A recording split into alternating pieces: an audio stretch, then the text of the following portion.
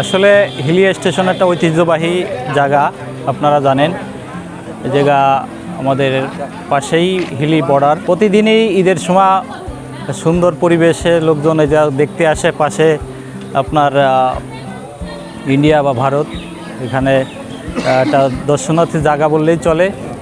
তো মোটামুটি ভালো পরিবেশেই ট্রেনও চলাচল করতেছে, মানুষও আসতেছে।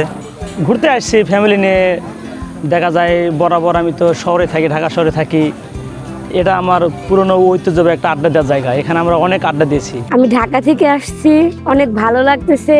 এই যে দেখেন আমার পিছনে এই ভারত, জায়গাটা অনেক সুন্দর, না আসলে বুঝতে পারবেন না। হিল স্টেশনে স্থলবন্দর স্টেশন হিসাবে এখানে তেমনভাবে ওই বসার জায়গা বা ওই পরিবেশটা এখনো ওইভাবে গড়ে ওঠেনি, কিন্তু অনেক দূর দূরান্ত থেকে মানুষেরা আসতেছে দেখার জন্য আসলাম। এখানে এসে দেখতেছি আমাদের দেশের বিজিবি এবং ওনাদের দেশের রক্ষী বাহিনী গার্ড দিচ্ছে। খুব কাছ থেকে দেখলাম, দেখে ভালো লাগলো। প্রচুর লোকজন হয়, মানে একটা পার্ক বললেই চলে। এটা স্টেশন বলা তো ভুল হবে, পার্ক এটা।